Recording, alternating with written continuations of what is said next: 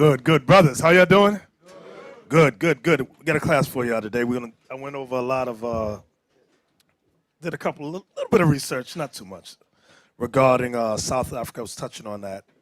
We got a few calls regarding South Africa, so I had to sit down and examine it.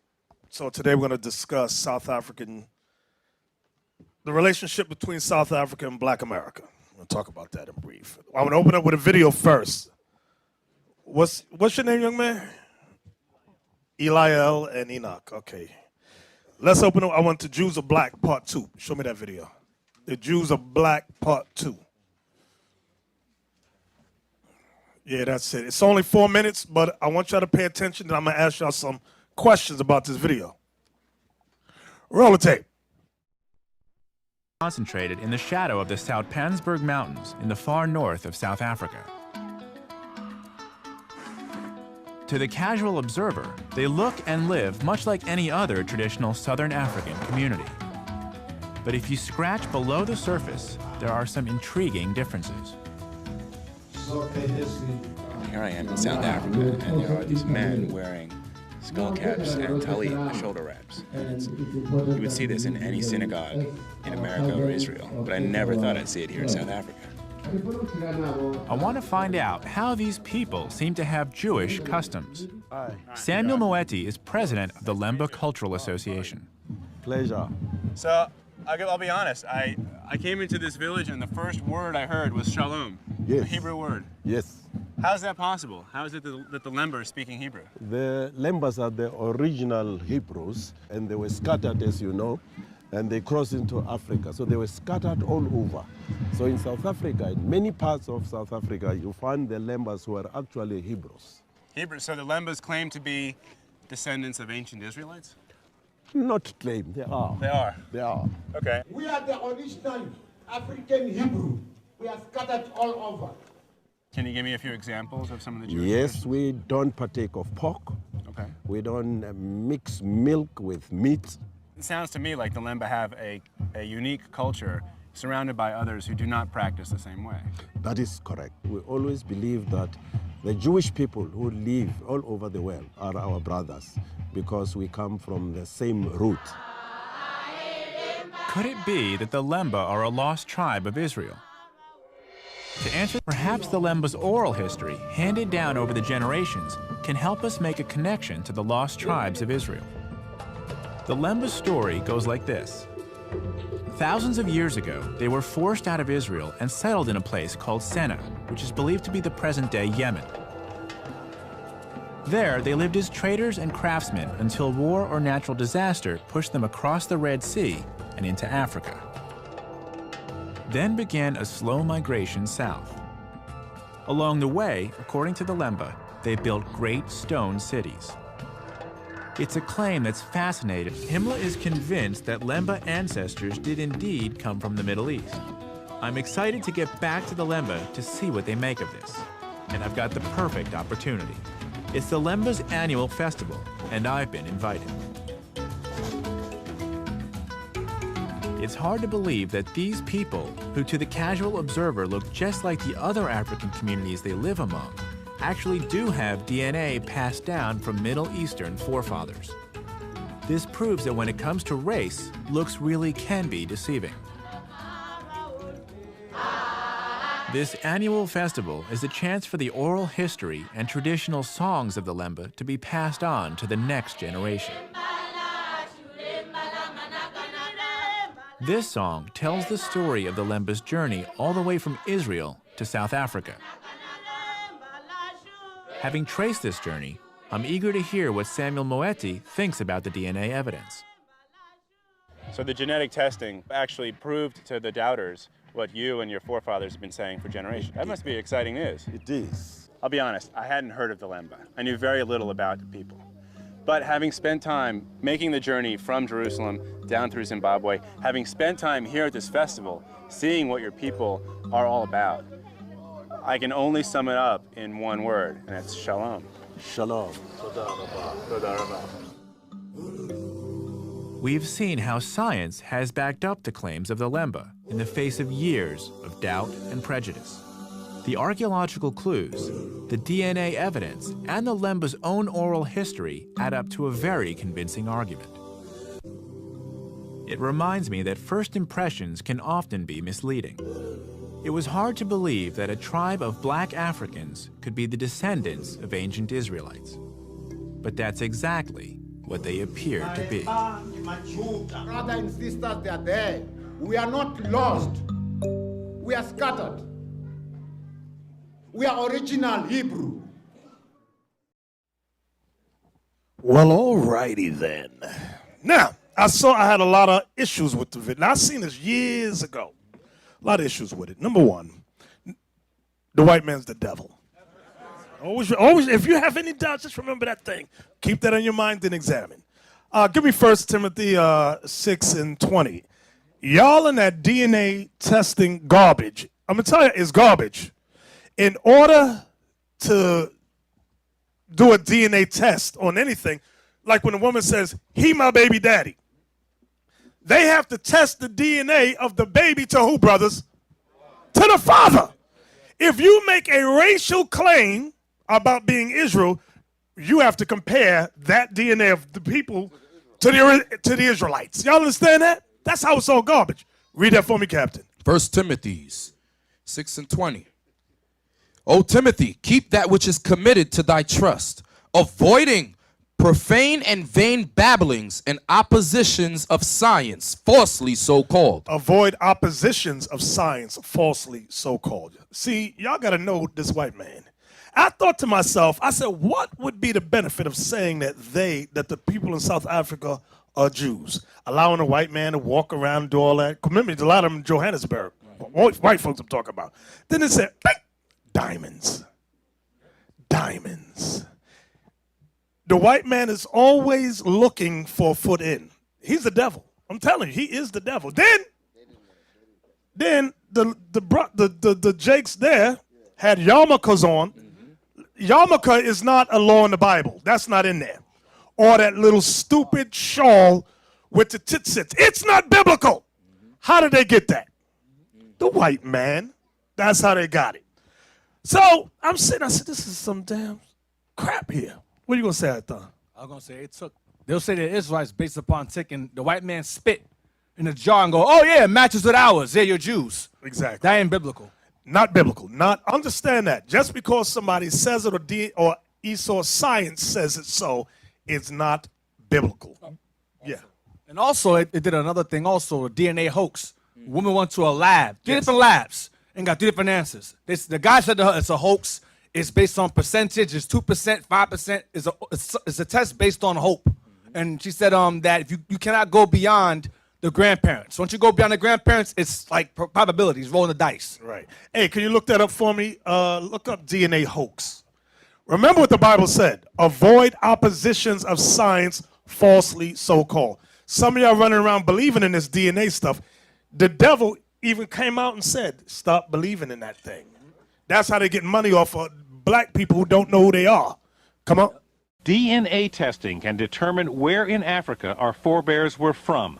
Among those using the test to trace their family's past, Spike Lee, Oprah Winfrey, and actor Isaiah Washington, one of the stars of Grey's Anatomy. Brother Washington, your mitochondrial DNA is quite common among the Mende and Temne people in Sierra Leone.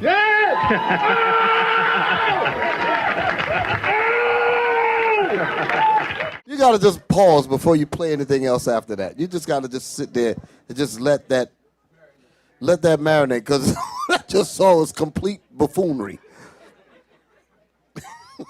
Let me tell you something. You ask black, we've done the test. Black people say, like when we was in family, we asked him, you from, he said, brother, I'm from Africa. I said, you know there's about 3,000 tribes there. Which one? He go, I don't know. So I started naming some, and he goes, well, I don't know. I said, all right then, shut the hell up with that. This is the same thing. Talk about Sierra Leone. He don't know nothing about no damn Sierra Leone. Come on. Yeah, watch this Negro here. If you think about young African Americans growing up thinking that the history started with slavery, I mean, how do you think that impacts their psyche? We went through slavery. We didn't start with slavery. To Vi Higginson, the prospect of tracing even a tiny fraction of her ancestry back to Africa was enthralling. 60 Minutes sent her DNA to African Ancestry, as well as to several other genetic genealogy companies, to see what they could tell us about Vi's maternal lineage. I'm sitting on the edge of my seat. Kittle's company sent Vi what they call a certificate of ancestry. Oh my God. It says that you share maternal genetic ancestry with people from the Mendi tribe in Sierra Leone. Do you know anything about Sierra Leone or the Mendi people? No. Nothing. Nothing. People have been waiting a lifetime for something like this. Now, this is just a tiny bit of information now. But they take it as huge. Right, because it's cracking open the door that was closed for centuries. There's a place in Africa you could say that I'm from. A tribe. A tribe? I am thrilled. It puts a name, a place, a location, a people. It opens up such possibilities. But the problem is, Sierra Leone wasn't the only answer Vi got.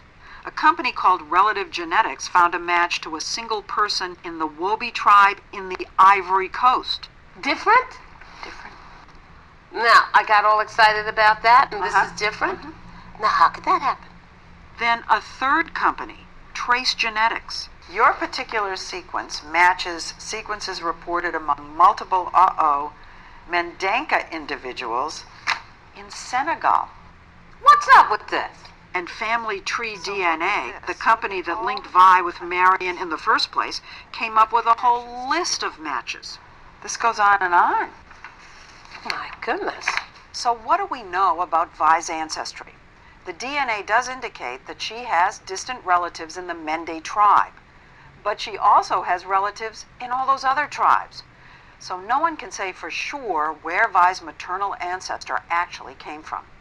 When I handed Vi the certificate, she got extremely emotional about it. She wept, and it meant so very much. People want to believe. They want to believe they've gotten an answer. And it's not fair of us to let them believe that we're giving them certain answers, because scientifically, we just can't. Hank Greeley is concerned that the science isn't really there yet for you to be giving them the name of a tribe. I think for most companies, I would be concerned too. But what about your own company? We have He the didn't largest... exclude you. He included you. But we have the largest set of sequences from Africa. And so with that, we're able to provide some level of probability in terms of frequency. But he would say that even though you have the largest database, it's still small on the scope of things. As I said, I share those concerns. About yourself. Our DNA. And that's the rub. This business of genetic genealogy is fraught with limitations. For one thing, it can only provide information about a tiny fraction of our ancestry. Because we get half our DNA from our mothers and half from our fathers, almost all of our DNA gets shuffled and remixed every generation, making it impossible to trace what comes from whom. There are just 2 bits of DNA that remain pure: the Y chromosome, which passes directly from father to son, and something called mitochondrial DNA, which passes unchanged from mother to child. Hank Greeley, a law professor at Stanford University, has studied this new field. He worries that people don't realize just how many ancestors they actually have. 8 generations ago, both you and I had 256 great-great-great-great-great-great-grandparents. Wait, you're saying that if you go back 8 generations, we have 256 great-great-great-grandparents? Yes, it doubles every generation. So you've got 2 parents, you have 4 grandparents, you have 8 great-grandparents, 16 great-great-grandparents, and it adds up fast. It adds up so fast, in fact, that if you go back 20 generations, you've got over 1 million grandparents. 1,048,576 to be exact. And in each generation, DNA testing can provide information about only 2 of them. So you could be Peruvian on your mother's mother's mother's side, Japanese on your father's father's father's side, Swedish on everything else. And you'll never know. And you'll never know the Swedish from the Y chromosome or the mitochondrial DNA. Now, you've looked at several of these companies that are doing these tests. Yes. Do you think that they explain what you just explained to us? No, I don't think any of them does as good a job of pointing out the limitations. But, businesses often don't go around telling you how weak their product is. We don't oversell. I mean, we just say, look, we provide a service. If you're interested in exploring a tiny bit of your DNA and trace its ancestry, we can do that. When you say it's a tiny little amount, It's less than 0.1%. and that's pretty teeny. Yeah, but for people who know nothing about any of them, I think it's very important. So you heard it from the white man. It's BS. You get two parents, each generation multiplies. You know you got a mother and a father, right? Then they got a mother and a father. He got a mother and a father, and it multiplies. That's where it gets to millions and millions. Impossible. Can you read that for us? 1 Timothy 6:20. 1 Timothy chapter And 6. this is for you sisters, because there ain't too much the brothers running around getting DNA. It's these women. They're sending emails. I just had my DNA test. Sister, you simple as hell. Read that. 1 Timothy 6:20.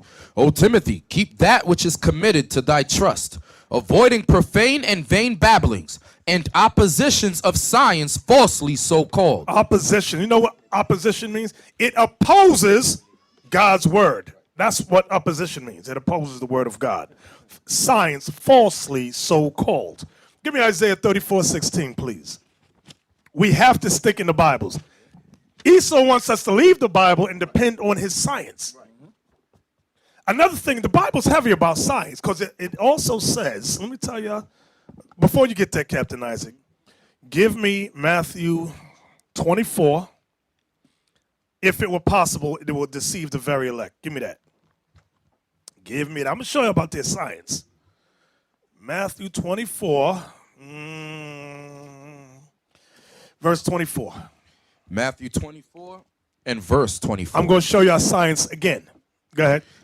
For there shall arise false Christ. That's the white man. Set himself up as a false Christ. Go ahead. And false prophets. That's his ministers, preachers, and popes. Go ahead. And shall show great signs and wonders. These fake Christians shall show great signs. And wonders. And wonders. Go ahead. Insomuch that. That if it was what? If it were possible. If it were possible. They shall deceive the very elect. But what does that mean?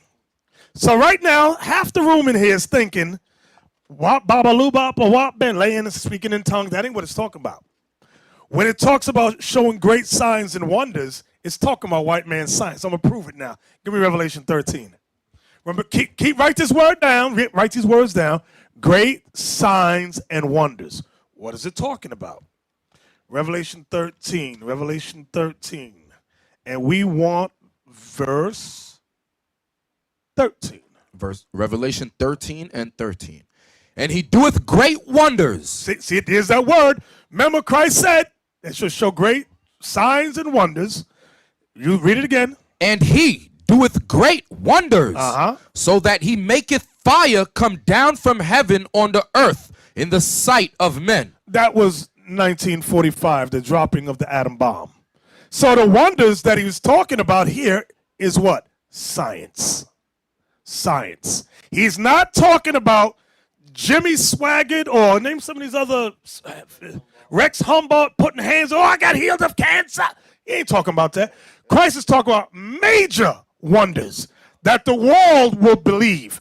Technology, Esau science. Read it again for us. And he doeth great wonders, so that he maketh fire come down from heaven on the earth in the sight of men. Watch this. Showing you this is saying the same thing as Matthew 24:24. Go ahead. And deceiveth them that dwell on the earth by the means of those miracles. What miracles? Science. Dropping of the atom bomb was a miracle.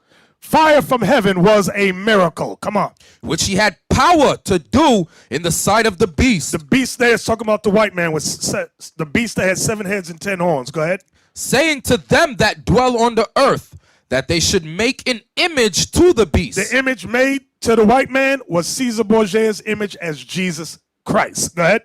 Which had the wound by a sword and did live. Because Rome fell and was resurrected again under the Renaissance period. Go ahead. And he had power to give life unto the image of the beast. The life they gave that image is the life of Christ. So Leonardo da Vinci painted a painting of a Renaissance Jesus of Caesar Borgia, and they said, let's call him Jesus Christ. Go ahead. That the image of the beast should both speak. Every year that image speaks through their movies, their TV shows, their radio broadcasts. Go ahead. And cause that as many as would not worship the image of the beast should be killed. That's the history. Whoever did of our people that did not worship the white man as Jesus, they killed us. Now go back to Matthew 24 again, saying the same thing. Matthew 24. For there shall arise false Christs. That's the white man as Jesus Christ. And false prophets. His ministers, popes, and preachers. And shall show great signs and wonders. The great signs and wonders, as we proved, is his science, his technology. You want to get healed of cancer? Who do we run to? The white man. We go to his little laboratories. Can you hear? I got cancer. You got, name some of these things. You got a Zika virus? Run to the white man. You got Ebola? Run to the white man. You got bird flu? Run to the white man. You got diabetes? Run to the white man. You got a leg broke? Run to the white man. Your teeth is crooked? Run to the white man. Your hair falling out? Run to the white man. So everybody glorifies this man on earth as God. This is what Christ is talking about. Read it again. For there shall arise false Christs and false prophets. Now, ain't nobody saying if you got a problem, don't go to the white man. That's not what I'm saying. It's going to be explained right here what Christ is saying. And shall show great signs and wonders, insomuch that if it were what? Possible. If it were possible. If it were possible, what would happen? They shall deceive the very elect. That the elect would be deceived. Because the vast majority of the world believes the white man is God because of his scientific technology. 1903, the Wright brothers created the first airplane. They said, surely God is with them. 1960, they landed on the moon. They said, surely God is with them. 1945, they dropped the atom bomb. Surely God is with them. That's why they say, God bless America. Everyone says, God bless America. And everybody believes this thing. But Christ said, if it were possible, the elect would be deceived. Let's see who the elect is. Give me that in Isaiah. Was it 43 or 45? 45 and 4. Thank you. Who is the elect? Is all nations the elect? Let's see. Isaiah chapter 45 and verse 4. For Jacob, my servant's sake, and Israel, mine elect. So the elect are the Israelites. So back to Matthew 24. One more again. I don't want to forget this thought right here. Matthew 24. For there shall arise false Christs and false prophets, and shall show great signs and wonders, insomuch that, if it were possible, they shall deceive the very elect. And this is why people believe that America is a Christian society. They say it was based and built upon Christian principles. That's a lie. The people that wrote the Constitution, Christian principles, that's a lie. But people believe that. They have all this scientific technology. People believe that God is with them. No, God is not with them. Give me that Matthew 4 and 4. Who's with them? It's Matthew 4 where Satan took Christ up. It ain't verse 4. It's below that. Where Satan says to Christ, all this will you have. Verse 8. Matthew chapter 4 and verse 8. Yes. Again, the devil taketh him up into an exceeding high mountain, and showeth him all the kingdoms of the world, and the glory of them, and saith unto him, all these things will I give thee, if thou wilt fall down and worship me. So the devil told Christ, I'll give you all the kingdoms of the world and the wealth of the kingdoms of the world, if you fall down and worship me. You better take a look at it. You better stop, take a minute, and think how the white man got all this power in the earth. I'll leave that right there. Give me Isaiah 34:16. So, back to our brothers and sisters in South Africa. So they said, due to DNA testing, they are Jews. Listen, it's a hoax. The white man has a motive to get up in there and get some more diamonds and gold and oil. Don't fall for that. So, and dismiss it. The yarmulke's proof that the white man touched them, and a stupid shawl, prayer shawls, is a hoax. Watch this, Isaiah 34:16. Isaiah chapter 34, verse 16. Now, for those of you from South Africa, don't cut off the TV yet. Just hold on. Just wait. Just wait. I just had to shut down the white man first. Just bear with me. Go ahead. Isaiah 34:16. Seek ye out of the book of the Lord. And That's read. what you got to do. Seek ye out of the book of the Lord and what? And read. And read. Go ahead. No one of these shall fail. Meaning none of the prophecies in the Bible shall fail. So if you want to know something, if it's in here, believe it. Go ahead. None shall want her mate. You cannot mate the Bible with no other book. Not the Quran, not the Egyptian Book of the Dead, not the Talmud. You can't mix them. Go ahead. For my mouth it hath commanded. God's mouth has commanded these words. Go ahead. And his spirit it hath gathered them. And God's spirit has gathered these words. Was that the verse I wanted? That was it? Yes, sir. Give me now. Give me Deuteronomy 28. This will prove or disprove whether or not the blacks in South Africa are indeed Israelites. Let's see what the word of God says. Come on. Deuteronomy 28:15. Deuteronomy 28:15. But it shall come to pass, if thou wilt not hearken unto the voice of the Lord thy God, to observe to do all his commandments and his statutes which I command thee this day, that all these curses shall come upon thee and overtake thee. Jump to verse 46 now. Verse 46. And they shall be upon thee for a sign. Meaning the curses in this Bible shall be upon the Israelites for a sign that they are the Israelites. Go ahead. And for a wonder. And for a wonder. And upon thy seed forever. And upon your children forever. Verse 64. I'm just jumping to some points. 64. Verse 64. And the Lord shall scatter thee among all people. Now the brother in the video, he said, we're not lost, we were scattered. Okay, so he made that statement. That is a biblical statement. Go ahead, read it again. From the one end of the earth even unto the other. And there thou shalt serve other gods, which neither thou nor thy fathers have known, even wood and stone. Now, let me give the precept for that. The precept for verse 64, write this down, is Luke 21, verse 24. Give me that. And then we coming right back to Deuteronomy. We're coming right back here. So what we're doing now is trying to verify whether it's fact or fiction, whether the blacks in South Africa are Israelites. We got to do it through biblical examination. Come on. Luke 21:24. And they shall fall by the edge of the sword. The Israelites shall fall by the edge of the sword. And shall be led away captive into all nations. That's what Moses said in Deuteronomy 28, verse 64. We just read that. Go ahead. And Jerusalem shall be trodden down of the Gentiles until the times of the Gentiles be fulfilled. Okay. So Christ backed up what Moses said about Israel shall be scattered in slavery. And that's what the brother on the video said. He said, we're not lost, we've been scattered. Okay. Oh, that's so far so true. Back to Deuteronomy 28 now. Deuteronomy 28, verse 68, please. Deuteronomy 28, verse 68. And the Lord shall bring thee into Egypt again. Write this down. The word Egypt means house of bondage. Give me the precept, please, in Exodus 20. Thank you, verse 2. Exodus 20, verse 2. Here's the precept for Egypt. Exodus 20, verse 2.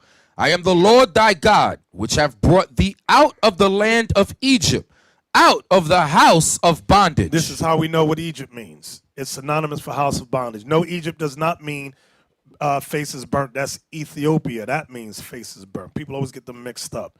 Back to Deuteronomy 28, 68, please. And the Lord shall bring thee into Egypt again with ships. Okay, slave ships. Bring you into bondage with slave ships. Go ahead. By the way whereof I spake unto thee, thou shalt see it no more again.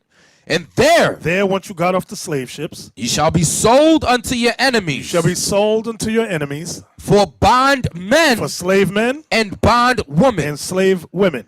And no man shall buy you. And no man shall buy you, meaning save you from that condition. Give me Isaiah 22, 18 and 19, please. Write these down. Write these down. Isaiah chapter 22 and verse 18. He will surely violently turn and toss thee like a ball into a large country. So going from one country to a next on slave ships, it's like you're a ball on the ocean seas, being violently tossed to and fro. I don't know how many of you ever played with a ball and threw it on the water and it bounces, okay, and it gets pulled here and there depending on the ripple of the water. Read it again, Captain. He will surely violently turn and toss thee like a ball into a large country. The large country we read about here is America. Go ahead. There shalt thou die, and there the chariots of thy glory shall be the shame of thy Lord's house. Our military shall be finished. Go ahead. And I will drive thee from thy station. We went from being a top nation to the lowest nation. Go ahead. And from thy state shall he pull thee down. Thy statement in the state of rulership we were in, the Most High said he's going to pull us down. Was that it? Yes, sir. Now, give me the next video. Slaves. Pay attention. I want the one that says slaves who died in 1794. So we read some of the curses in the Bible. Let's see if it fits the people in South Africa.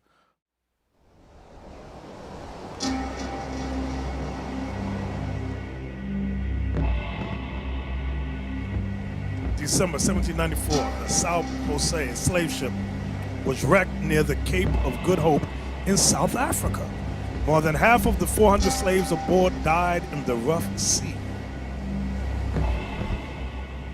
The reason I'm here and the ceremony or ritual was to acknowledge those people, those Africans, those human beings that died on the South Jose.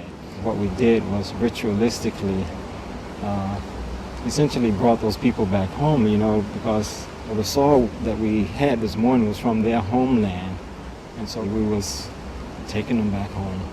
And hopefully in those turbulent seas, they can find some sense of peace and comfort in knowing that some of their home is there with them.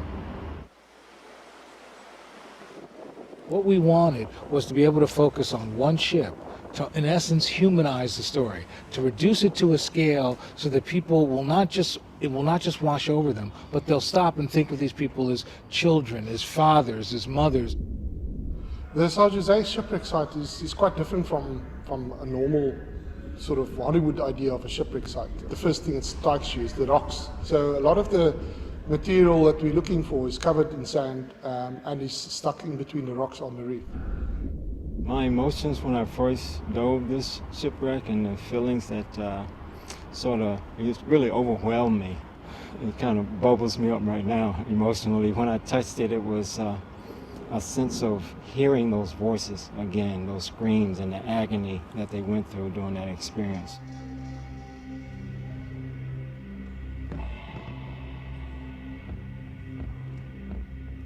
This is in South Africa. The shipwreck is on the objects we've recovered so far mainly include ballast blocks. We've got a pulley block. We've got some ship's fastenings. Iron ballast was often used in slave ships. The reason being that slave ships, the cargo that they carried, human beings, was a movable cargo, and you needed to keep your ship stable.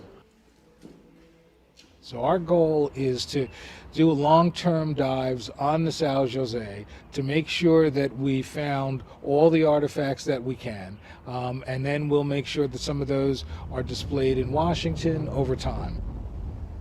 I think by telling this human story, we face our history as a people, as a humanity, and we're able to reconcile it, those crimes against humanity, if you will, and go forward in a more powerful, enlightened, more human way in terms of how we interact with each other.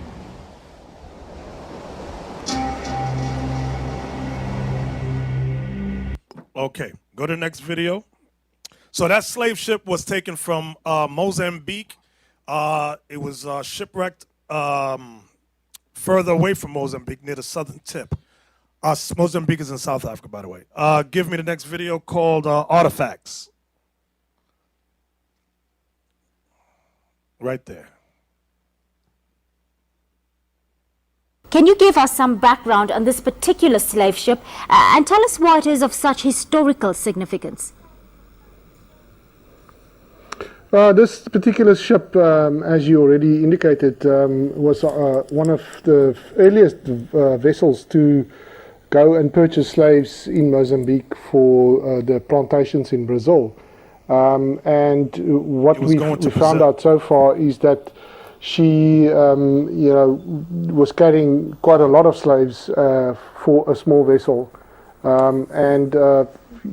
it's important for us because it's the first time that anyone has looked archaeologically at the shipwreck that has had slaves on it at the time it was wrecked. There were some precious relics pulled from the ocean bed, Jaco, but diving in this particular location has been extremely difficult. Tell us why. It's like a fairly shallow area, and the ship got stuck between two rocks, so it broke up between two reefs, which makes it difficult because just behind the two reefs there's another reef, and as the swell comes in, it picks up from that reef and brings in quite a large sort of swell right up to the beach front, and if you happen to be in between the two reefs working there, it becomes a bit tricky sometimes. So we've got to choose our times when we work on the site quite carefully because it can be quite rough. It's been likened to being in a washing machine. You've been working on this project for some years now. Why keep it under wraps for this long, Jaco? Well, we had to find out with all the clues and all the information whether it is the ship we thought it was. So we had to be certain that this is the vessel before we make announcements like these. And how did you piece it all together and confirm that this was indeed the ship that you were looking for?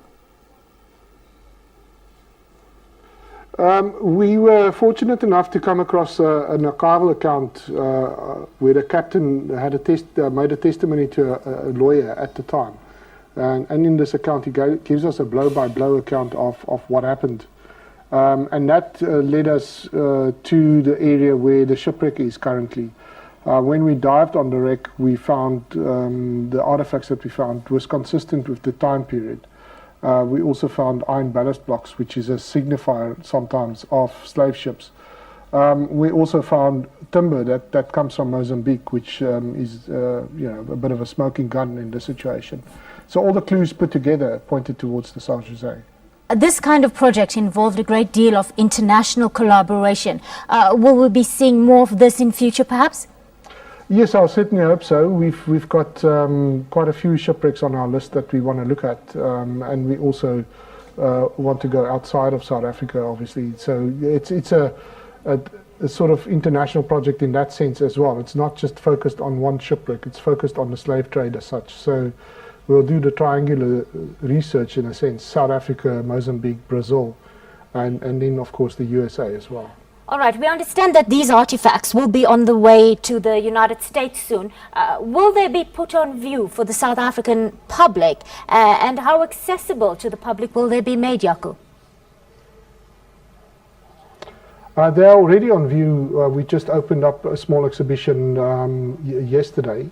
So there are some objects on display at the IUIC Slave Lodge in Cape Town. So members of the public are welcome to go and have a look at that. The items are going across to the Smithsonian on a loan period, so once they're done there, they will come back to South Africa because it does belong to the people of South Africa. We will also be hopefully recovering more items which we can then also exhibit in South Africa. Thank you, Jaco, for your time on the PM News Desk. It was a pleasure chatting with you. That was Jaco Boshoff. He's the maritime archaeologist at IUIC Museums of South Africa and coordinator of the Slave Wrecks Project. Well, all righty then. So, do they fit the curses that we just read, brothers? Yes, they do. So that proves, now we can say the people in Mozambique and South Africa are Israel. Not because of no damn DNA testing, but because they fit the curses that the Bible speaks of. Now, wait a minute, Bishop.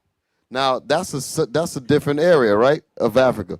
White man, he's not on that side talking about they're the Jews. You want to know why? Because the diamonds ain't over there.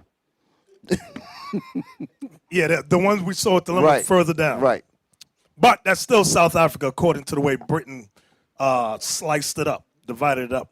Give me Revelation 13:17. So the slave ship from Mozambique, which is on the east side of South Africa, was going from there to Brazil, and hence from Brazil to the United States.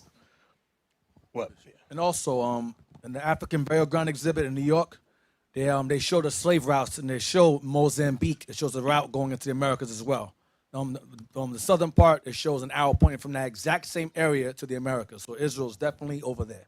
So you know what that means, brothers? We got to step up our teaching, because for many years, and can you tell them about the original 12 tribes sign? Because a lot of them probably don't know. I mentioned it to you, and you almost forgot, but you remembered. Yeah, I remember when you. I got the paperwork. I got to find it. One of them say that Judah was from Iraq to the Mediterranean Sea. That's that was right. the original. That was the original one. Because in the school, it didn't say American blacks. That was changed later on to make it more easily understood. I got that but the original said it gave the location of Judah from from Iraq to the Mediterranean. That's what it that was one of originally them. I'm said. trying to remember the rest, but I remember that one. Right. So give me Revelation 13:17, please. Yeah. Say something real quick, Bishop.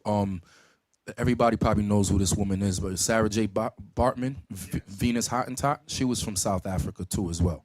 So there's more proof. Exactly. Y'all heard about Hottentot Venus, Sarah J. Bartman? If you could find something on her. Revelation 13:17 real quick. Revelation chapter 13, verse 17. And that no man might buy or sell, save he that had the mark, or the name of the beast, or the number of his name. Now, why he go there? Why is he reading that? What does that have to do with what we are reading or going over today? It has everything to do with it.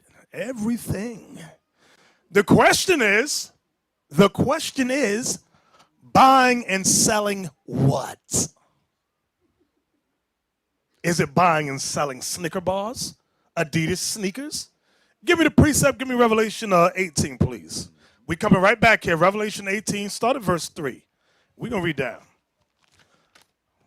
Revelation chapter 18 and verse 3. Watch this. For all nations have drunk of the wine of the wrath of her fornication. The first thing y'all need to understand in your understanding is that all nations have drunk of the wine. Let's find out what the wine of the wrath is first. Isaac, real quick, give me Micah 2:11, please. I always got to backtrack. So I can't always assume that everybody knows exactly what we're saying. Write this down. To understand wine, the word wine can be used in two forms in the Bible. It can be literal or it can be metaphoric, a similitude. Micah chapter 2 and verse 11. If a man walking in the spirit and falsehood do lie, saying, I will prophesy unto thee of wine and of strong drink, he shall even be the prophet of this people. Right, read it again. If a man walking in the spirit and falsehood do lie, saying. See that? Walking in the spirit and falsehood do lie. Saying, I will prophesy unto thee of wine. I will prophesy unto thee of wine. That's what I want. That's all I wanted. To show you that the term wine can be used in terms of lying or falsehood. Y'all with me so far? Let's go back. Revelation 18 and 3. For all nations have drunk of the wine of the wrath of her fornication. So all nations have drunk of the lies or falsehood of the wrath of America's fornication. That's what it's talking about. Go ahead. And the kings of the earth have committed fornication with her. And the merchants of the earth are waxed rich through the abundance of her delicacies. Pause right there. Y'all see that part? It says, and the merchants of the earth are waxed rich through the abundance of her delicacies. Meaning, what the philosophies and doctrines that America put forth, all the kings of the earth were in agreement with it. All the kings of the earth were in agreement with what America, I word it like this, what the white man dictated. What America, the white man put forth, all the nations said, kan, Adawan, kan. That's what they did. Read on. And I heard another voice from heaven saying, come out of her, my people. Now the message is to us who are here in Babylon. Come out of Babylon, my people. Go ahead. That ye be not partakers of her sins. That you don't be partakers of her sins. Meaning all the lies and philosophies here, Don't be partakers with it. Separate yourselves from it. That's what he's saying. Come on. And that ye receive not of her plagues. Come on, why? Because by you accepting the philosophies here, you shall receive of her plagues, meaning the destruction, the plagues that are here, coming here. Go ahead. For her sins have reached unto heaven. Yeah, they landed on the moon in 1969. Go ahead. And God hath remembered her iniquities. Reward her even as she rewarded you, and double unto her double according to her works. So God's going to repay this place back double what they did to the Israelites. Come on. In the cup which she hath filled to her double. How much she hath glorified herself and lived deliciously, so much torment and sorrow give her. For she saith in her heart, Watch this. Go ahead. I sit a queen. Like that Statue of Liberty holding a beacon with the crown on her head. She says, I sit a queen. Go ahead. And am no widow. And am no widow. I will never see the loss of children. Go ahead. And shall see no sorrow. Therefore shall her plagues come in one day. This place is set up for one particular day. Go ahead. Death and mourning and famine. And she shall be utterly burned with fire. For strong is the Lord God who judges her. So the judgment for this place is it shall be burned with fire. What kind of fire? Thermonuclear fire. Go ahead. And the kings of the earth. Watch, it goes back to the kings of the earth. Remember what the slave trade involved. The kings of the earth. It was not just the white man. It was the white man. It was the Arab man. It was the African man. It was the Arab man. It was the Iraqi man, Iranian man, Chinese man, Japanese man. All nations took part in this. Watch, it's going to say that. Go ahead. And the kings of the earth who have committed fornication and lived deliciously with her shall bewail her and lament for her when they shall see the smoke of her burning, standing afar off for the fear of her torment, saying, Alas, alas, that great city Babylon, that mighty city, for in 1 hour is thy judgment come. 1 hour this place is going to be destroyed. Watch this. And the merchants of the earth shall weep and mourn over her. Now the merchants of the earth are the merchants under the kings of the nations. Remember, each nation has merchants that they give me the word, that they have set up, corporations, things of that nature. Go ahead. And the merchants of the earth shall weep and mourn over her. For no man buyeth their merchandise anymore. What is their merchandise? It's going to explain what their merchandise is. Remember where we started. Revelation 13 said that no man might buy or sell. Buy or sell what? He's going to explain it right now. The merchandise of gold and silver and precious stones. And remember, when he's talking about the merchants of the earth, is he talking about some ragamuffin on a corner buying a silver chain? He's not talking about, he's talking about big business. You understand this? Millions and billions of dollars in trade, imports and exports. You men understand that? We got to expand our thought horizon. Come on. The merchandise of gold and silver and precious stones and of pearls and fine linen and purple and silk and scarlet and in all thyine wood and all manner vessels of ivory and all manner vessels of most precious wood and of brass and iron and marble and cinnamon and odors and ointments and frankincense and wine and oil and fine flour and wheat and beasts and sheep and horses and chariots. Here it comes. And slaves. And what? And slaves and souls of men. That's what was being bought and sold. Slaves and souls of men. That's what the Bible is talking about. We were the imports and exports. We were the merchandise that the merchants were selling. It was us. That's why the Lord said, come out from among them, my people. Because we were sold here. Everybody understand that? So that's why, in the show that the white man is the devil the Bible speaks of, when you go back to Revelation 13:17, one more again, bear with me a second, y'all. Revelation 13:17. To show you that the white man is the big honcho, the HNIC, here it come. And that no man might buy or sell, save he that had the mark, or the name of the beast, or the number of his name. Whatever nation that did not agree with what the white man's philosophy was, or is, he puts an embargo on you. He puts sanctions on you to make sure you do what he says. That's what the IMF is about. What is it? International Monetary Funds. And all that stuff is here in Washington, D.C., in America. You don't want to do what we say? We're going to shut your banking system down. Boop! That's what they did. That's what they do to this day. Russia, you don't want to do what we say? We cutting you off from all trade with any other country. That's what they did with Cuba. That's what they do. So the Bible's telling you relevant things historically has happened and is still relevant to this day. Everybody understand that?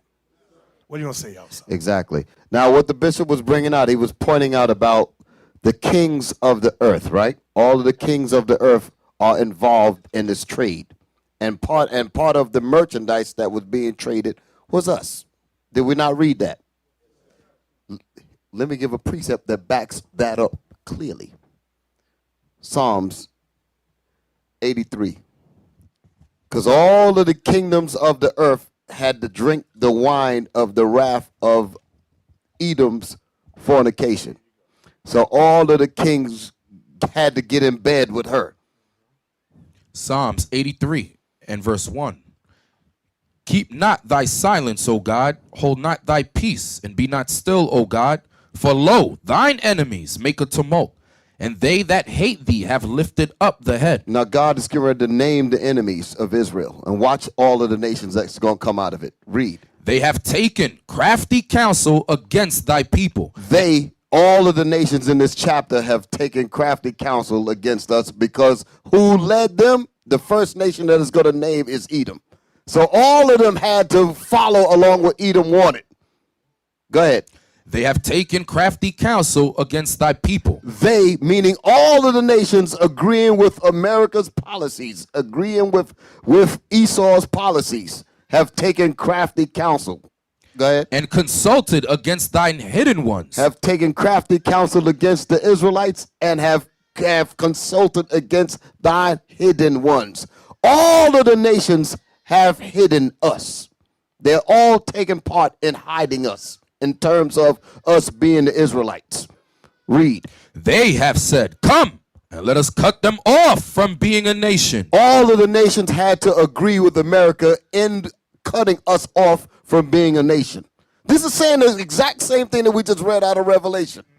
Go ahead. That the name of Israel. They all agreed that the name of Israel may be no more in remembrance. May be no more in Israel's mind. That's the reason why you're calling yourselves everything else except Israel. Because all of the nations got in bed with the big mama, America, and said, if you're gonna enjoy any kind of exports and imports, you have to agree with me. And my number one thing is keep Israel blank in their mind in terms of who they are. So all of the nations agreed with that. That's really it. Because when you're going, go ahead. For they have consulted together with one consent. They are confederate against thee. They are confederate against thee, against us. Confederate meaning they are in agreement. So they agreed, like what you was reading earlier. They took the mark, so you can understand. The mark is the philosophy. Right, that's what it's talking about. Their policies. Their policies. They had to agree with that. Go ahead. The tabernacles of Edom. He's the top one. That's the reason why it names him first, because everybody else had to get in bed with them. Right, and showing that the buying and selling, it's not talking about going to a corner store and buying Pampers or milk. To show it's not talking about that. If you all remember when we was at Poland, they put a sanction on Iran. But the way how they put the sanction is electronically. Oh, in Iran. In Iran.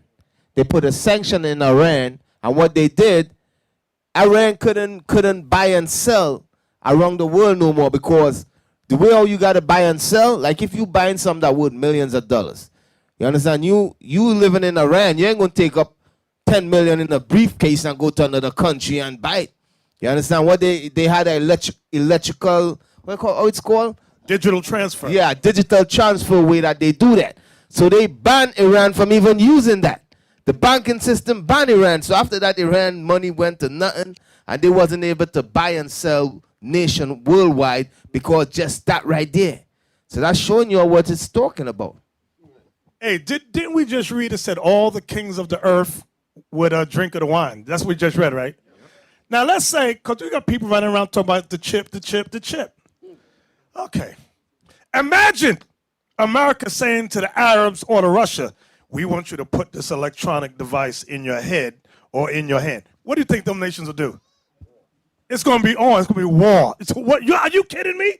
You want to implant me with an electronic chip in my head or in my hand? It's going to be, them nations will be, imagine the Arabs, hell, Allah Akbar, no. So what we're reading now, I'm not saying America's not trying to invent that, they are. But what the Bible is talking about is their policies. Big business, particularly selling the children of Israel. Everybody understand that? So now, let's watch the video with Sarah Bartman. Many times she's often called the Hottentot Venus. You'll find her under that terminology also.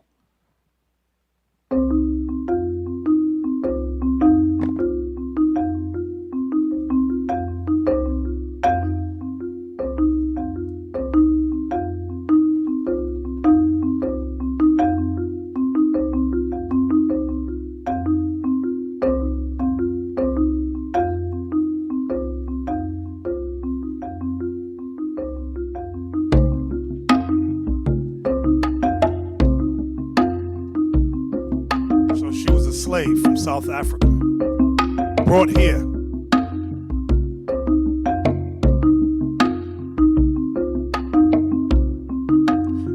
The UK, actually.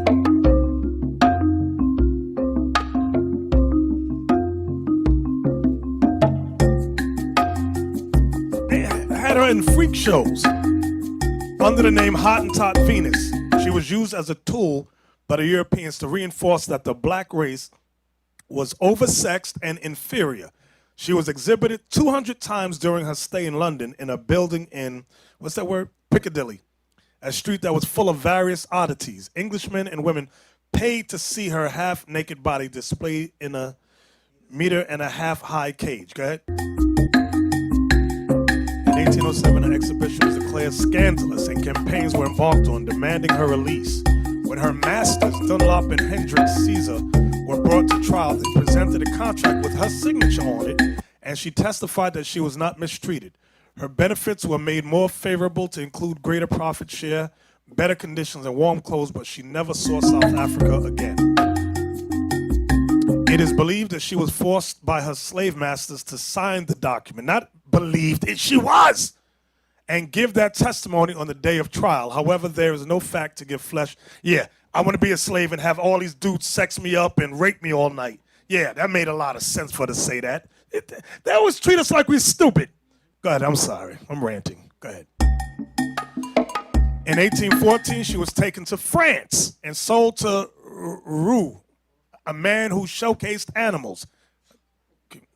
She was exhibited in a cage. Yeah, she really signed to do this stuff. Alongside a rhinoceros. In 1815, she became the object of scientific and medical research. She was studied by French anatomists, zoologists, and physiologists. It was then concluded that she was a link between animals and humans. This formed the bedrock of European ideas about black female sexuality. Play.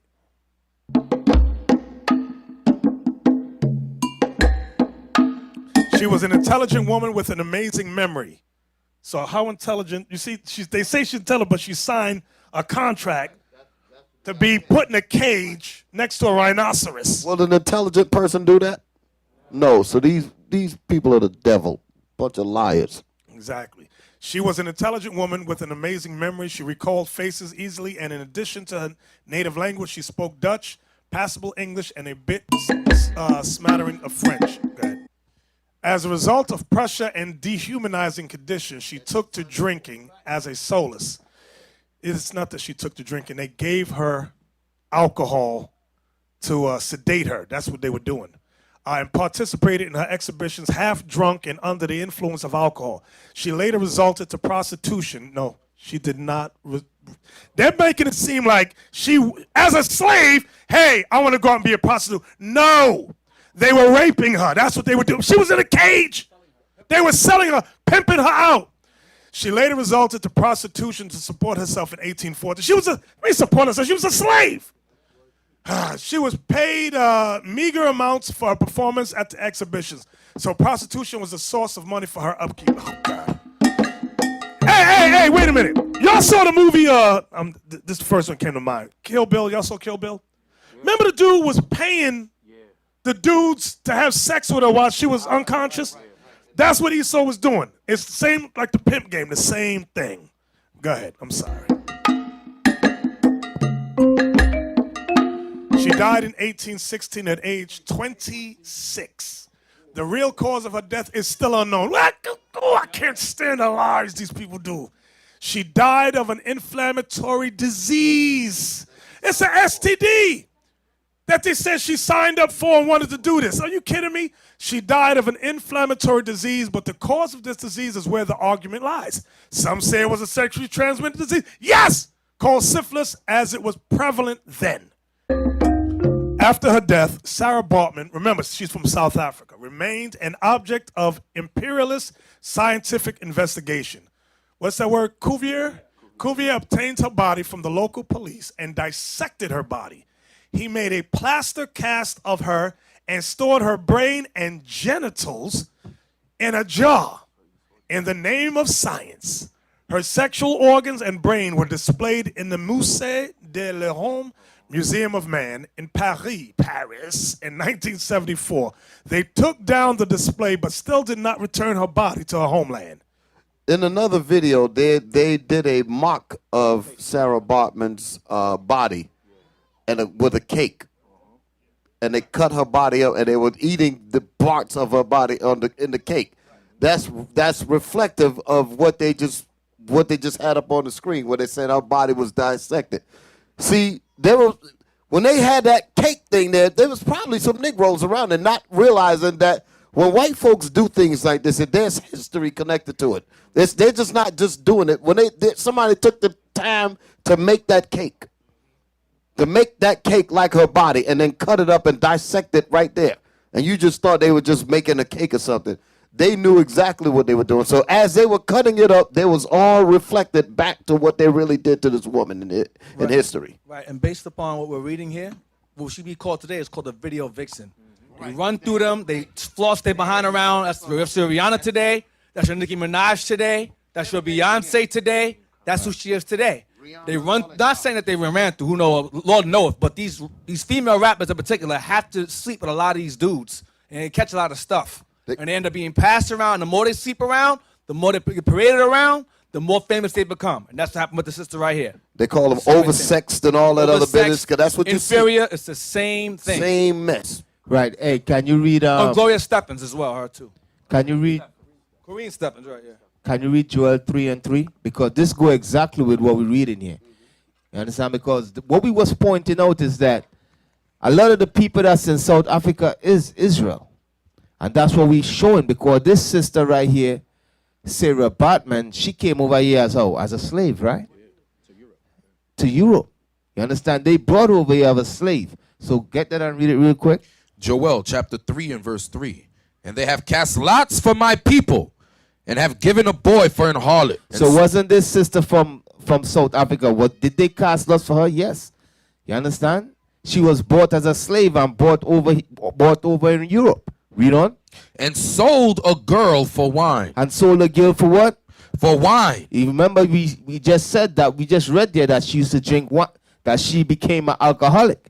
No, they gave her the wine to drink, and they were drinking the wine and having sex and having fun with her.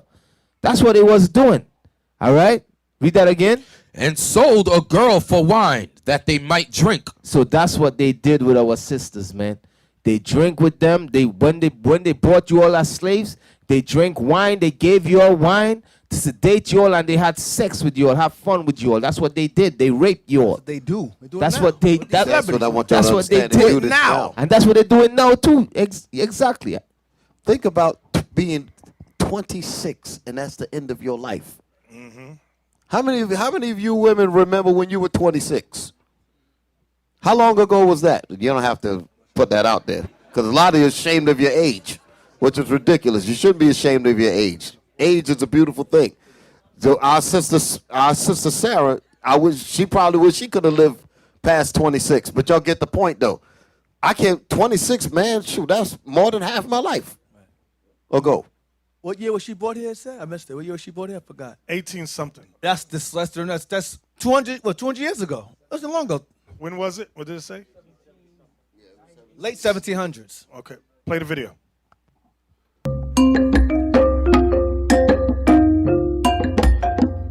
Due to public outcry in South Africa, her remains to be returned to South Africa in 2002. Her vagina and brain were buried with her frail skeleton in hanky. She was given a burial of respect by her people on August 9th, 2002. She was buried on August 9th, 2002. The Women's Day in South Africa, which is often declared a public holiday. So, if y'all get a chance, there's a movie called Black Starlet. I always talk about it. Can you Google that for me, Black Starlet? I know some of you got dreams of foolishness. Yeah, you got some sisters say they want to be models. Yeah. To be a model in this society, you got to do some evil stuff, man. You know, you fathers that got young girls and bringing up with that kind of ideology, you're simple as hell. Yeah, this is Juanita Brown. She's the one that stars in it. I don't know if you could blow that up bigger. Blow it up big. See, it says, they set a high price for stardom. Was it worth it? That's the film that shows you that she wanted to be a movie star so bad she had to sleep with the producer. The end of the movie, she sleeps with the Edomite and she's in bed, and then she gets up to get dressed, and he says, "My dear, what are you doing?" She says, "I'm getting dressed." She said, "Our deal was if I sleep with the producer, I can become a star." He says, "My dear, there are 36 producers." And it was all in line. All in the hallway, coming in the room one by one. Yep. So that's the same, very similar thing with Sarah Bartman. So now, we're going to go to, give me the next video now.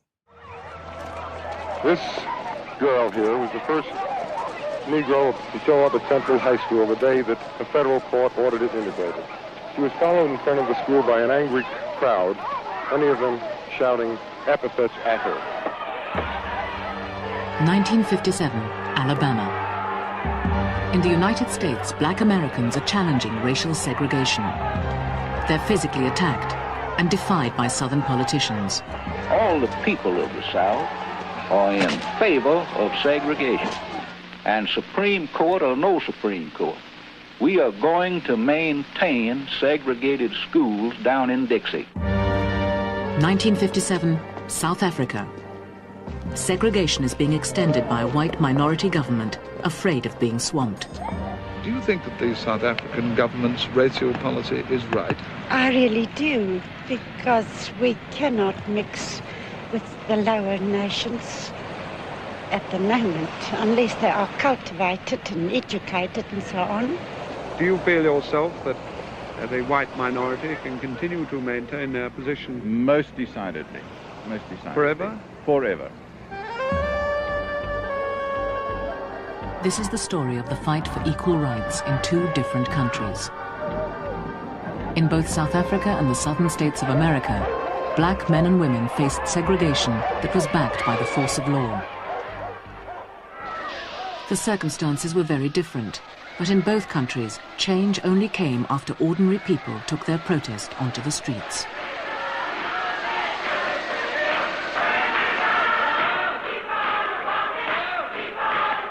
It took nearly 10 more years in the United States for blacks to achieve the same legal rights as whites.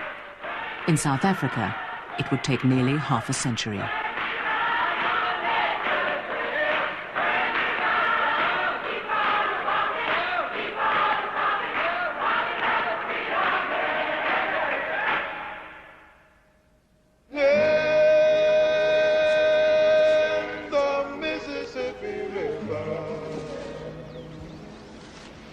In the land of the free, slavery had been ended 90 years before, and the United States Constitution promised equality before the law.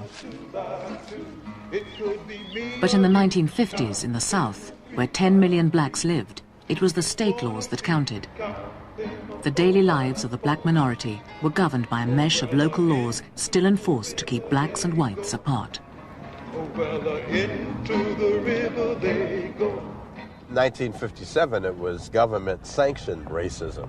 You had formal barriers to jobs, to freedom of movement. The Constitution of the United States did not protect every citizen.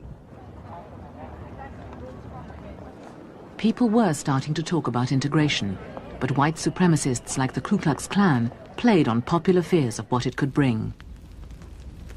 They want to throw white children and colored children into the melting pot of integration, out of which will come a conglomerated, mulatto, mongrel class of people. Both races will be destroyed in such a movement.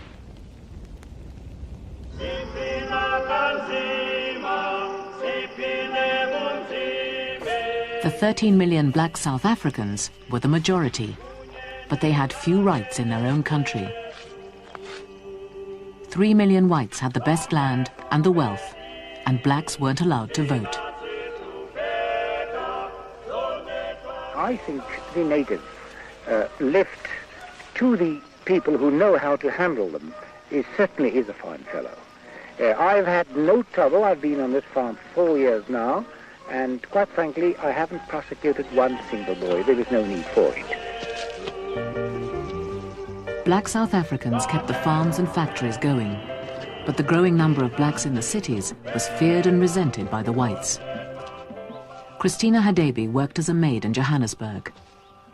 They wouldn't let me use their plates and cups. I had my own enamel plate and an empty tin can as a cup. There was a dog's kennel out at the back, and my dishes were put next to the dog. It was as though I was a dog myself. They treated the dog better than a black person. As a black, you were the scum of the earth. You worked for these people. You cooked for them. They ate your food. But they despised you.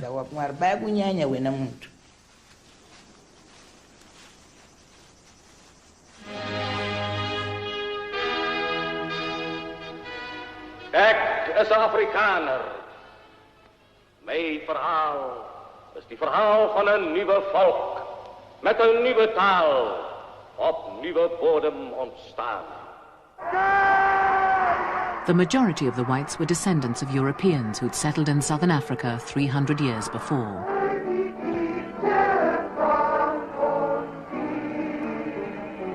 The Afrikaners had their own language, their own political party, and their own church, which taught that white superiority and rule over blacks was the will of God. Nico Smith was a theology student and a true believer. They were the inferior people. They were the strange people. They had a different culture. And I also, to a certain extent, believed that they were the cursed people, of whom the Bible says that they were the descendants of Ham, and they were cursed. And so they must be the laborers. And I couldn't imagine that one should ever really associate with them or even touch them. So, from there. So, what I wanted y'all to see with that, we're going to come back to this video, is that the things that our people went through here during the civil rights era was the same thing our people was going through in South Africa. Give me Revelation 11 and 8. Revelation 11 and 8. Now, a lot of time what Esau is hidden the history of what happened before slavery. During the time of the Middle Ages, when everyone talks about the Moors, the word Moors simply means blacks or Negroes. That's all it means. It is not a racial identifier. The Moors were Israelites. You had Islamic Moors, you had Christian Moors, and you had Jew Moors, okay? Meaning Jew blacks, Christian blacks, and Muslim blacks. That's all it's talking about. That is the best kept secret. When they conquered us, systematically starting with Rome, Spain, Portugal, so forth and so on, if we discussed them in the classes before, then immense the transatlantic slave trade. Read me that. Revelation chapter 11, verse 8. And their dead bodies. The dead bodies is making reference to the two kingdoms, Judah and Israel. When you read the verses above it, because I know some of you brothers like to read, sisters too, you'll be reading about the two prophets. and it alludes to Moses and Elijah. Moses and Elijah represents the law and the testimony, the prophets, which represents, it's a similitude of the two kingdoms. That's what it's making reference to. So read it again. So the reason I put that out there, because you will read Christian commentaries, and they'll talk about Moses and Elijah and then say, oh, well, in the last days, there's going to be two great guys that's going to walk through Jerusalem and do all this stuff. No. It's talking about, it's a similitude. It's symbolic of Judah and Israel, the two kingdoms, as it says in Zechariah. So read verse 8 again. All I want is verse 8. And there dead bodies shall lie in the street of the great city, which spiritually is called Sodom and Egypt, where also our Lord was crucified. So this is making reference to America. Our dead bodies, meaning we're spiritually dead, our bodies lay here in the great city is America. Notice this part, which spiritually is called Sodom and Egypt. America is spiritually called Sodom and Egypt. What I want to pull out of that is the Egypt part. Okay, this place is spiritual Egypt. Why? Because just like in ancient Egypt, the 12 tribes were captive there, so are we here today. Can you pull up the dollar bill for us real quick? Dollar bill, y'all. Just to show you that the Masons of this society, the founding forefathers of this country, witches, thank you for that word, witches, warlocks. Yeah, I want us on the screen, though. Thank you, Lava. We appreciate you. We want to show on the screen, I want the other side. Give me the back. Okay, right there, showing you, thank you, blow that up big, that America knows that this place is spiritually called Sodom and Egypt.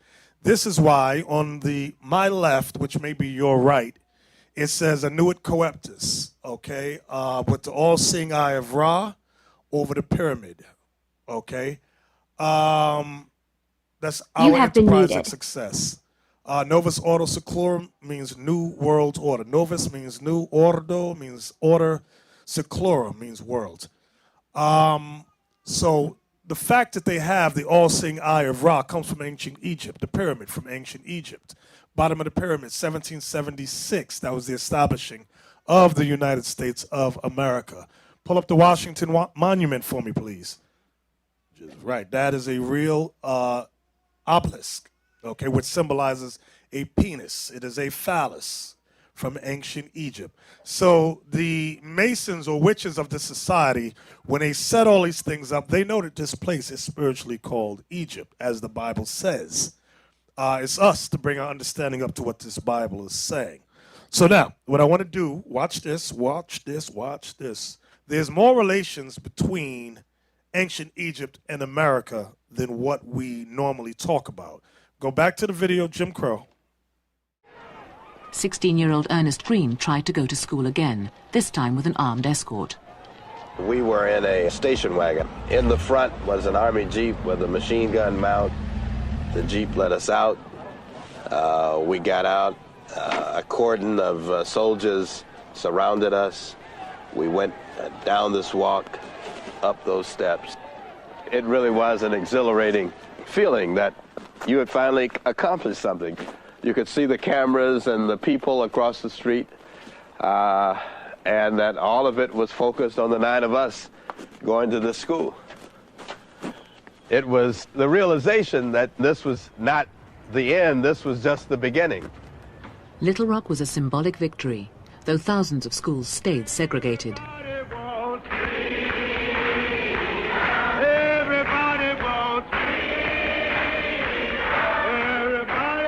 As the civil rights movement spread across the country, it showed how mass action could succeed where court orders on their own had failed. Black Americans found they could start to change things when they joined together to boycott shops or employers who discriminated. At whites-only restaurants, they adopted sit-in tactics. In Tennessee, Bernard Lafayette was one of the protesters. And would take seats quietly at the lunch counter. You would not say anything to anybody, but sit there until you asked to be served. There was the waitress who was very panicky, walking up and down and very confused about what to do, and very clear that she was not going to serve us.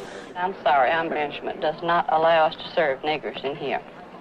Then there were these fellows with the ducktail haircuts, and they were walking behind us, so they would make cat calls. They would say, "What are you doing in here, jungle bunnies?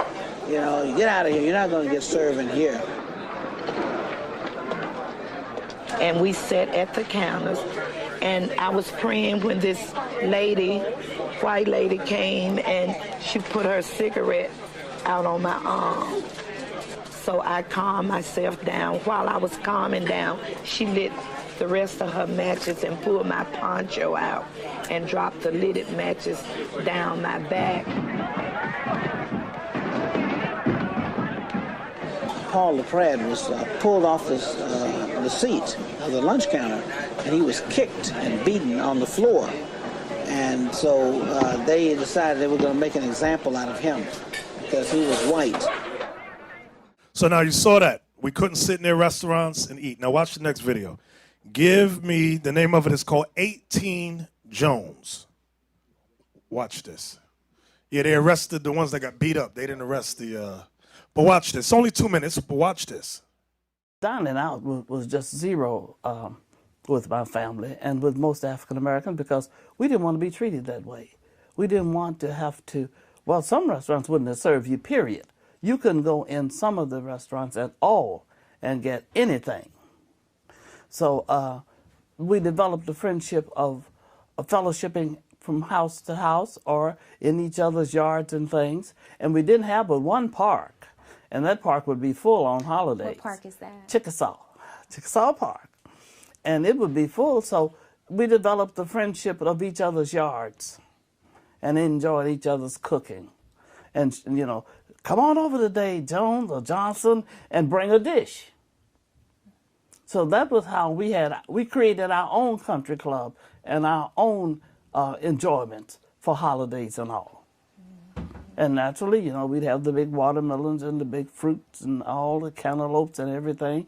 And we'd have ribs and fried chicken and corn and sweet potatoes. We'd have all that good stuff. Greens was a specialty. So we didn't think about it. It didn't bother us that you said you don't want us to come to your restaurant. That didn't make any difference. We don't want to come. And I heard my mother say a lot of times that, you know, she didn't want to be able just to sit next to a white person. She said, I don't want to have to just be able just to go in a restaurant and eat. She said, but I don't want them to tell me that I can't. That it's a public place. If it's public, I'm supposed to be able to go in there.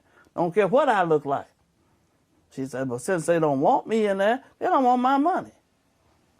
And that was the way, you know, we grew up with things. Mama just defined of bowing down. My mother would not bow down to no segregation. She just would not do that. Now you might ask yourself, what does the segregation have to do with Egypt? It has everything to do with Egypt. Get Genesis 43. Genesis 43, verse 32. Our forefather Joseph told us something about ancient Egypt. The book of Genesis, chapter 43, verse 32. And they set on for him by himself, and for them by themselves, and for the Egyptians, which did eat with him by themselves, because the Egyptians might not eat bread with the Hebrews, for that is an abomination unto the Egyptians. So a lot of us thought it strange. The ancient Egyptians didn't eat with us either. So when we came to this place, which is spiritually called Egypt, they didn't eat with us either. They said it's an abomination to sit with them and eat. So that's what the Lord means when he says this place is spiritually called Sodom and Egypt. Yeah, what the hell is old Hotep about? Give me Deuteronomy 26. Lava, you going to say something? Yes, sir, if I can. Yeah, you notice that when there was in a restaurant, you know how these young students was able to use their body as a shield. You understand? Just for their movement, for whatever movement they believed to sit with the white man, there was a benefit, whatever their mind was going through. But you notice that they use their body for the shield, right? Us now that is in the truth, the Lord has opened our spirit to see that we are the Israelites. That we have to play the same role. You know what the role we playing in these streets? Because our people don't believe they are the Israelites. Our people don't believe that according to the Bible is our history books. We put our life on the lines by showing our people that if we can repent, you can repent. You understand? Because we used to live the life you live. You understand? So And a spiritual level of it, that's what in Psalm 94 verse 16 is letting us know that who will stand up for me. God is asking, is calling will men. It's will men who's going to stand up for this truth. I tell you straight. You understand? When the Lord about to bring this thing a little higher, you're going to see who will among you. You're going to see who's all about shalom, most high in Christ bless. You're going to see that. Because guess what? That day, the Lord going to say what you made of. If you would apply the laws and the statutes and commandments, they stand up for him. These are the things that we tell brothers. These are the things we tell sisters. You understand? We came in from a low state of minds. You understand where we came from? We didn't think about ourselves and being nobody. The Lord is calling you the Israelite. You know, during that era, that was Martin Luther King's era, MLK. And a long time ago, I look at that and say, them guys are stupid as hell. Them Edomites beat their behind like that. But that was a necessary evil. Because by them doing that and going through that hell, that gave us the ability to go out in them streets and teach. Because if the laws are not passed, they would have beat our faces in today. They would have you hanging from trees. So even though it was a passive, weak, docile state we were in at that time, for those rights, it benefited us now. So we can badmouth Martin Luther King to a degree, but it was a necessary evil at the same time. Get Deuteronomy 26:6 about the Egyptians. Deuteronomy chapter 26 and verse 6. And the Egyptians evil entreated us and afflicted us and laid upon us hard bondage. So we read that, and of course we relate it simply to ancient Egypt. But remember, the Bible meanings, they are symbolic and twofold sometimes.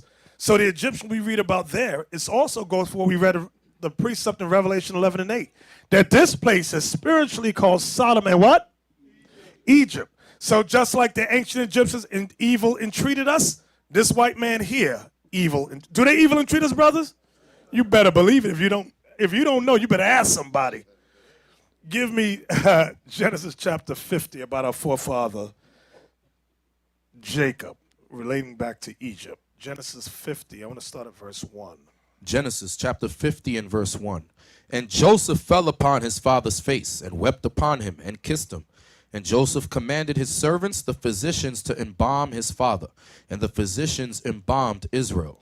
And 40 days were fulfilled for him. Remember, we were in Egypt at this time. Joseph, our forefather, was the father of Ephraim and Manasseh. Okay, Jacob is the forefather. Let me get my words right. Jacob is about to die, and Joseph, who was second in command in Egypt, remember his name was changed to Zaphnath-Paneah, okay? And he had all authority in Egypt under Pharaoh. Now his father, Jacob, our forefather, is about to die. What verse was that, Captain Isaac, you at? We're at verse 3. Read verse 3 again. And 40 days were fulfilled for him. No, read verse 2, I'm sorry. Verse 2. And Joseph commanded his servants, the physicians, to embalm his father, and the physicians embalmed Israel. So the burial custom in ancient Egypt, they embalmed people, okay? That's when they took your innards out, and I don't know what they put in there, but I'm not too familiar with the embalming process, where they put all those chemicals on you and all that. But anyway, our forefather Jacob was done the same way as ancient Egypt does theirs. Read on. And 40 days were fulfilled for him, for so are fulfilled the days of those which are embalmed. And the Egyptians mourned for him 70 days. 70 days. Go ahead. And when the days of his mourning were past, Joseph spake unto the house of Pharaoh, saying, If now I have found grace in your eyes, speak, I pray you, in the ears of Pharaoh, saying, My father made me swear, saying, Lo, I die in my grave which I have digged for me in the land of Canaan.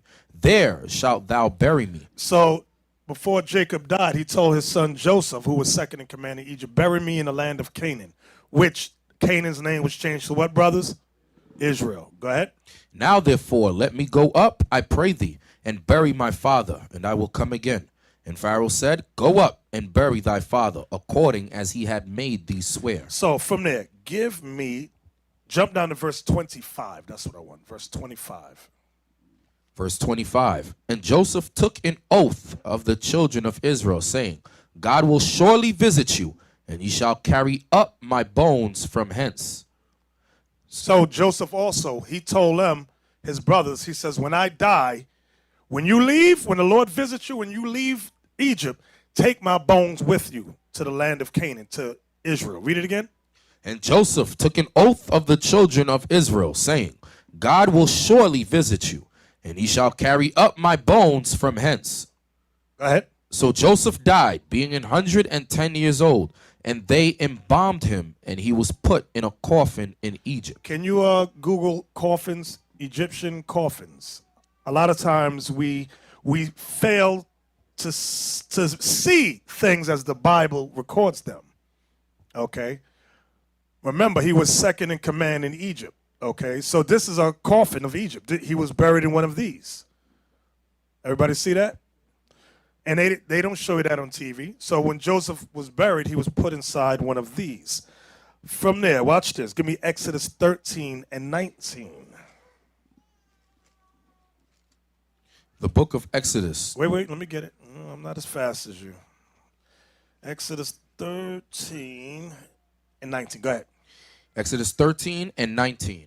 And Moses took the bones of Joseph with him, for he had straitly sworn the children of Israel, saying, God will surely visit you, and ye shall carry up my bones away hence with you. So when we left Egypt, through the Red Sea and all that, we carried our forefather Joseph with us. He was in the coffin we took with us, okay? From there, go to Joshua chapter 24 and verse 32.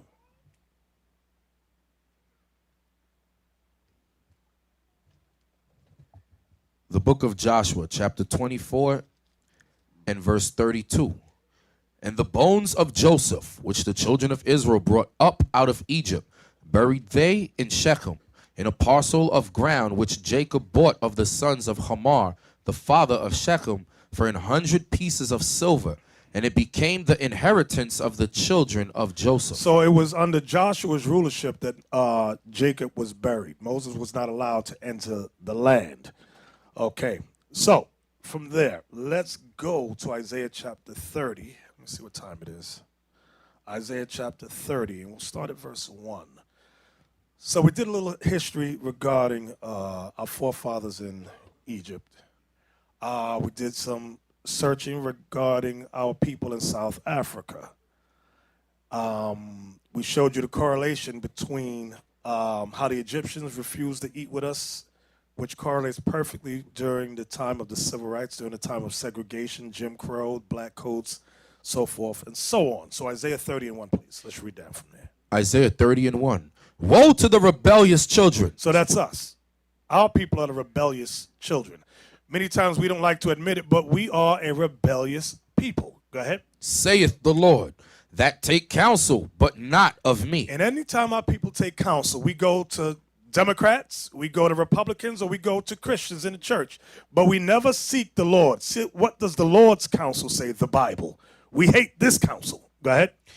But not of me. And that cover with a covering. And we cover with a covering, meaning we cover ourselves in democracy. We cover ourselves with Republicans. We cover ourselves with white man Jesus. Go ahead. But not of my spirit. But we don't cover with the Spirit of God, which comes from this Bible. Go ahead. That they may add sin to sin. And when we fail to seek the counsel of God from the Bible, we add sin to sin. This is what makes us a rebellious people. Come on. That walk to go down into Egypt. See that part? That walk to go down to Egypt. Now, Isaiah was talking about the Israelites during the reign. He said, when Nebuchadnezzar was about to come, he was warning Israel not to be rebellious, to walk down, to make a covenant with the Egyptians. Go ahead. And have not asked at my mouth to strengthen themselves in the strength of Pharaoh and to trust in the shadow of Egypt. So now I'm going to give you the two understandings with that verse right there. When Nebuchadnezzar was on the rise, Isaiah warned people. He said, you got to go with Nebuchadnezzar. Don't go down to Egypt to strengthen yourselves with Pharaoh. But Israel was rebellious. Said, we're going to make a league with the Egyptians. And the Egyptians will strengthen us, meaning help us fight against Nebuchadnezzar. So, what does that got to do with us today? Everything. Notice it says, and to trust in the shadow of Egypt. Y'all see that word shadow, right? Your shadow is a similitude of you. It's not the real you, but it's a similitude of you. America is that shadow of ancient Egypt. Everybody understand what I'm saying? Read. Therefore shall the strength of Pharaoh be your shame. So just like in ancient times, when Nebuchadnezzar came against our people, Egypt was our shame. Why? Because they couldn't defeat Nebuchadnezzar. Nebuchadnezzar waxed everybody, defeated Egypt, destroyed Israel, put us into slavery. So likewise here today. Read verse 3 one more again. Therefore shall the strength of Pharaoh be your shame. We trust in this white man here in America, this spiritual place called Egypt. This place spiritually called Egypt. We trust in this place. And the Bible foretells, it says, therefore shall the strength of Pharaoh be your shame. Go ahead. And the trust in the shadow of Egypt your confusion. Trusting in the shadow of Egypt, which is this place here, shall be our confusion. This is why we always know justice, no peace. And there's just the latest one on the news. I forgot this brother's name. The brother who ran from the cop, and the cop shot him in the back several times, then dropped the taser next to his body. I forgot his name. What's his name? Walter Scott. And tried to make like Walter Scott was fighting against him. So it's in court now. And one juror, all you need is one juror not to agree. So they said it's going to be a hung jury. So on the news today, they said, listen, there's one juror holding on. He said he will not convict a cop. He said he refuses to do it. So the judge says, go back and deliberate again. He sent the judge a note. He says, I'm not changing my opinion. I said what I said. So now black people, the lawyers, the attorneys is on the news saying, I believe in justice. I believe in the American judicial system. We gonna keep this hope alive. I'm like, hold your breath. You just keep on holding that breath. Read that again. Hold on, y'all was going to say something. Let's keep on going. What, Christmas is coming around the corner. Yeah. They're gonna forget all about that thing, man. Read on. Verse 3. Therefore shall the strength of Pharaoh be your shame, and the trust in the shadow of Egypt your confusion. For his princes were at Zoan, and his ambassadors came to Hanes. Right, these were the Egyptian leaders. Go ahead. They were all ashamed of a people that could not profit them. So just like our forefathers, the Israelites, were ashamed of the Egyptians that could not profit us, likewise today. This place spiritually called Egypt, we shall be ashamed of a people that cannot profit us. Go ahead. Nor being help nor profit, but a shame and also a reproach. Go ahead.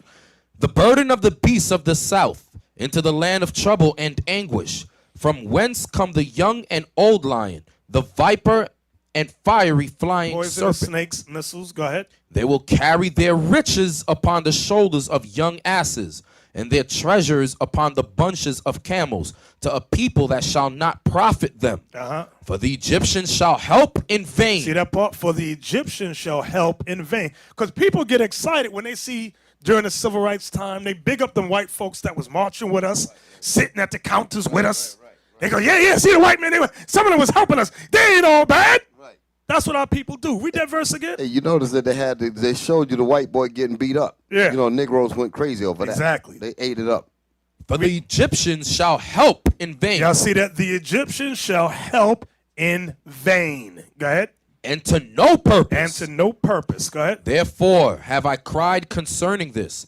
Their strength is to sit still. Our strength, brothers and sisters, you know what it means to sit still?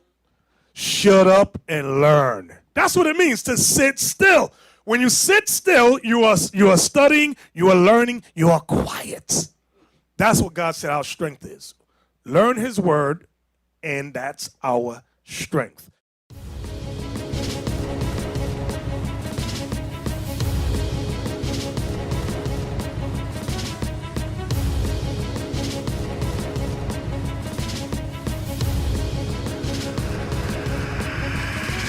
Shalom, Israel. I'm Elder Nathaniel, Israel United in Christ.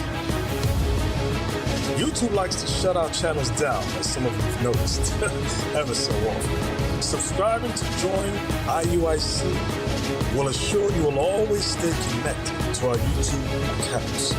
We want to do our best to make sure this truth gets out. Please click and join our subscriber YouTube channel called Join IUIC to stay linked to all of our videos. So again, please make sure you subscribe to this Join IUIC channel to get your latest updates from all our YouTube channels. Shalom.